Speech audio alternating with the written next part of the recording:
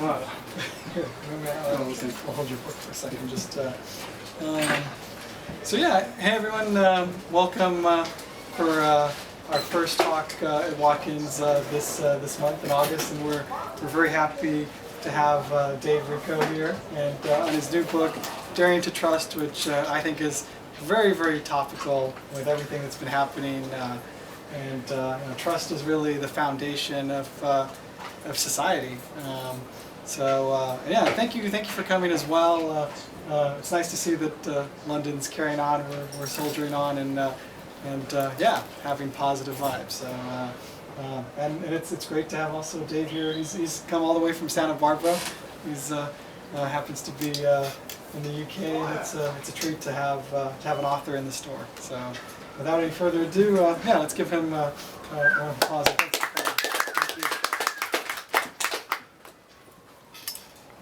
Well, thanks for coming.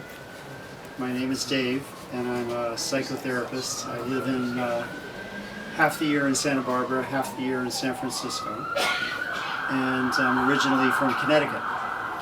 And I've been here in the UK. Can you speak up just a little bit more? I've been here in the UK for the past week because I was giving a workshop in Swindon, and then tomorrow I'm going to York.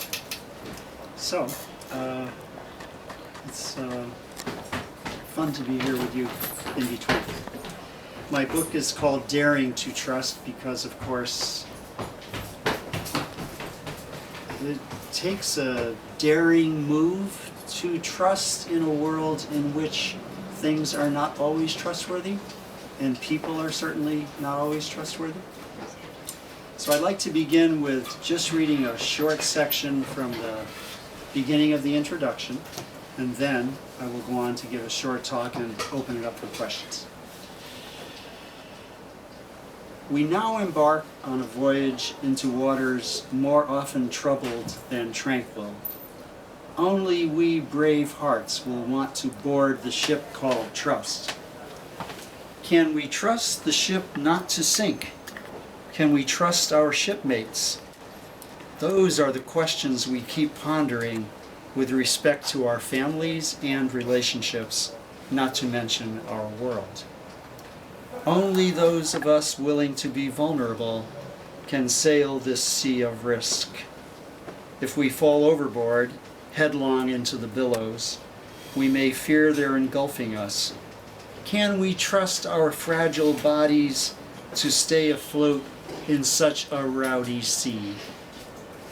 We tread water with no guarantee that the promised or hoped for hand will be there for us in the chill and buffeting waves. And will the intrepid mate who dare to swim in our direction get us back on board and stay with us from ship to shore? There are fearsome hazards in the tides of human trust. But these are risks that most of us have been willing to take again and again, greatly to our credit. Sometimes our cruises pulled into ports where great loyalty awaited us. For that we were appreciative. Sometimes we have been severely betrayed by the one who seemed to be there for us but was not. For that we grieved. Our history of trust is the ship's log of our life. What follows in these pages is sometimes a life jacket, sometimes an anchor, sometimes little more than a plank stretching precariously over the lonesome blue uncharted deep. But we will find a way to surf the waves, not drown in them. So I talk about trust going in 4 basic directions. If you could picture a compass, and east and west, which would be horizontal, is our trusting of ourselves and others, human level. Then if you think of trust going in the northerly direction, that's trusting in a higher power, or God, or something transcendent of what is human. And then going south is trusting reality itself. This is what I call the core trust. Trusting that what happens to us is always presenting us an opportunity to evolve into being people of more love and wisdom. So that is what the book is about. So there's chapters on each of those 4 directions that trust can take. And I'd like to choose the one that goes in the southerly direction, which would be the core trust in reality. And this is the most challenging of all the directions our trust can take. Core trust is trust in our life as it is, as a trustworthy path for evolving in love, wisdom, and healing power. This is radical, nitty-gritty trust in bare-bones reality. Here our reliance is on the reliability of life itself as just right for us. This is because we trust it to give us opportunities for enlightened action. So from the Buddhist perspective, we could say that everything that happens in life gives us an opportunity for our practice. What is our practice?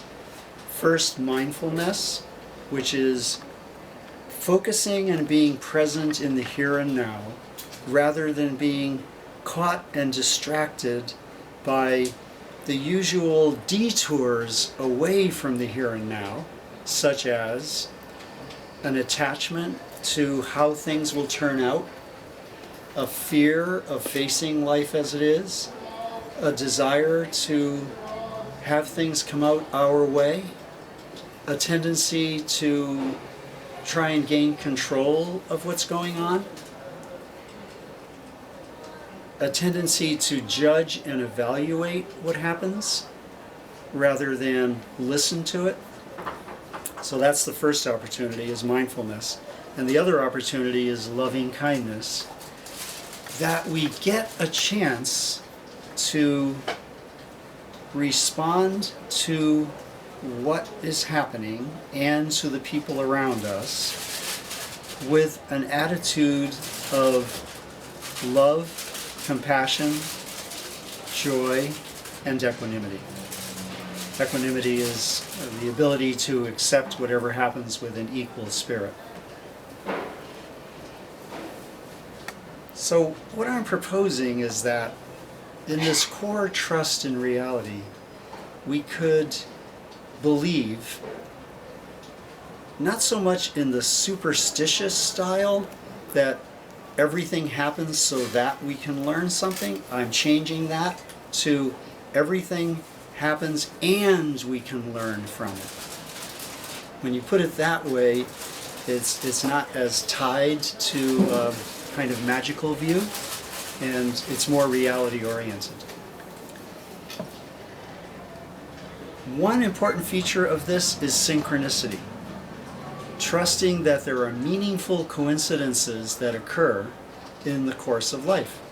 A meaningful coincidence is one in which things come together in an unusual way, not planned by us, but somehow things work out so that we find our path on life's journey.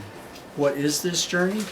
It's to go from a focus on a self-centered ego to a focus on a style of loving that's unconditional and universal in its extent. In fact, I'm thinking of this quotation from the diary of John Woolman. He was a English 18th century Quaker who was roaming the countryside trying to convince people to abolish slavery. And this is his quote, which I think summarizes the purpose of life. The whole purpose of our life is to put everything we do into the channel of universal love.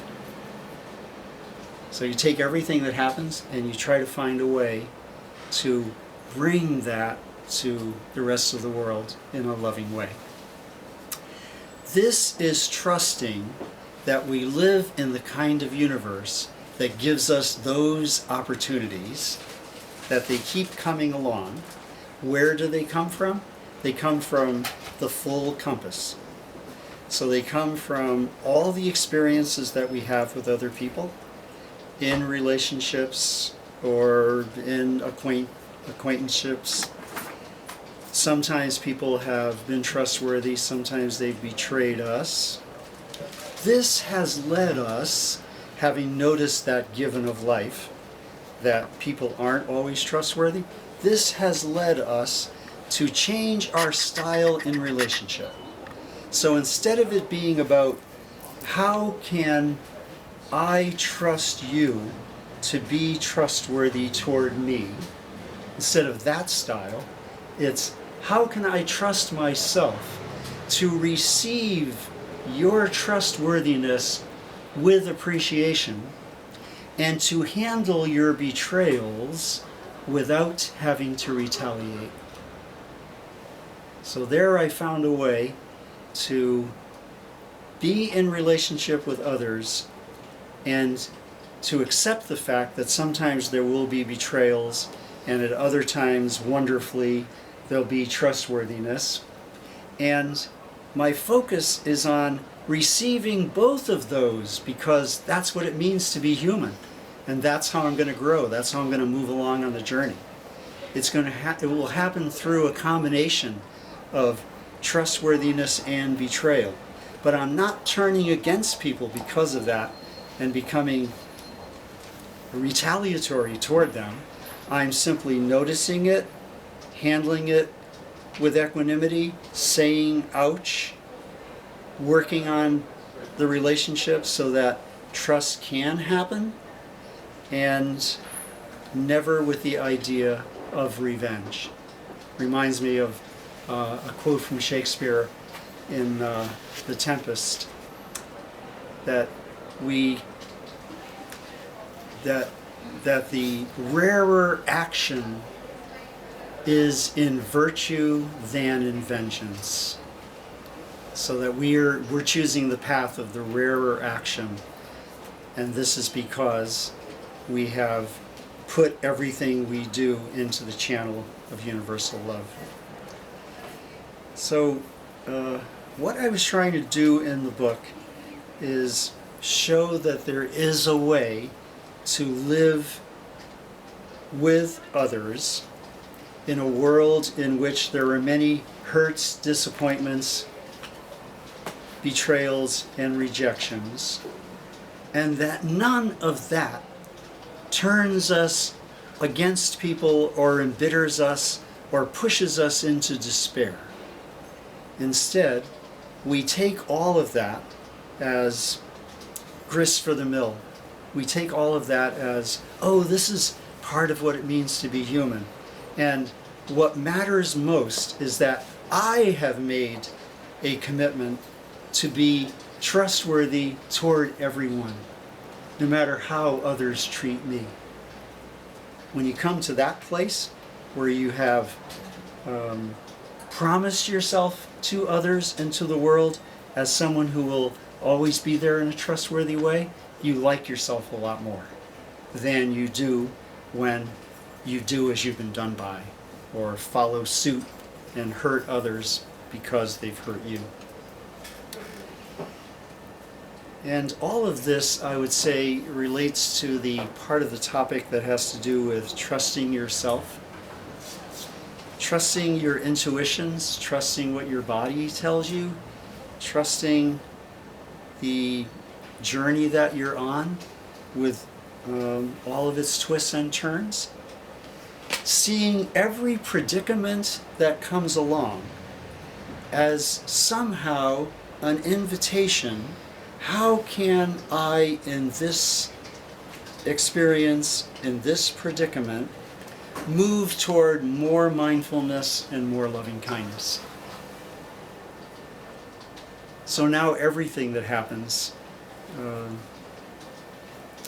reaches into my heart in that style. It's drawing me, as the book of Hosea says, by the bands of human love. Drawing me toward what? Drawing me toward a life that is, first of all, unconditionally loving, secondly, wise, and third, healing, the very characteristics that we've always associated with gods and saints. But what we were really talking about was the depth of our own being, where these divine qualities reside. They're waiting for their chance to come to life. And every predicament, every person, and every relationship is just such an opportunity. So this is what I mean by being present in the world as one who trusts and is trustworthy. So I'd like to open it up to any questions, because I want to direct what I'm saying toward what you might want to ask about. Yes, and your name is? Okay, you're not on video, not on video. All right. All right, Safe, we're not safe. videoing. What happens when you betray your own ideals? Okay, your first name is? Jay. Hi, Jay. What happens when you betray your own ideals?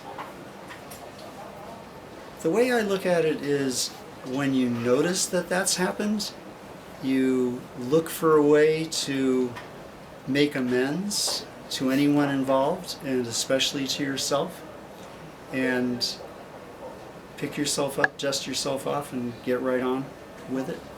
Don't fall apart because occasionally you have trespassed upon your own ideals. I have a section in here on how to work with regrets. Regret comes from a Anglo-Saxon word that means to grieve over and over again.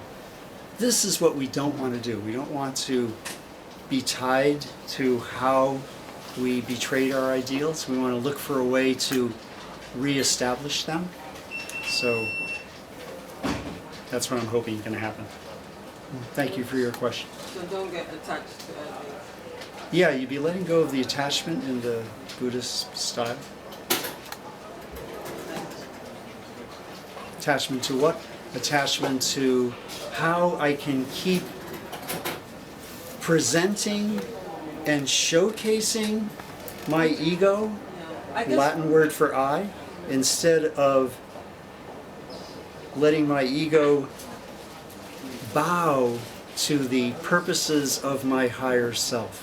What are these purposes? The unconditional love, the wisdom, and the healing. And by healing I mean reconciling, bringing about unity, that kind of thing. Other questions from other people? Yes, you are? I'm Greg. Greg, hi. Non-attachment to outcomes. I've had this come up time and time again. Yeah. Which is hard for someone who's a navigator as a hobby, because my job is to get the boat to where it's going. And I'm attached All right, to the outcome. so it's permitted there, of course. But I do see the point. The idea is, in the Western world, where you're sort of driven in industry and business and all the rest of it, to get it right, to get it done, I guess that means you don't stop trying, but you just don't lose it all if it all goes wrong or it all goes right. Yes. You know, that's a sort of Eastern outlook, isn't it? Yes, very much so. Buddhist, Taoist. Because you're trusting that when your designs don't quite work out, there might be something else afoot Yeah. in the larger purpose of the universe Yeah. that will lead you in a new direction that you might not have expected or ever predicted. And wonderful things can happen that way. So it's letting go of attachment to an outcome. In this sentence, the word attachment means clinging, so that I won't survive unless it comes out my way. I'll fall apart if it doesn't come out my way. Preconceived preconditions you put on it. Exactly. Yeah. Yeah. Thank you for your question, Greg. Somebody else?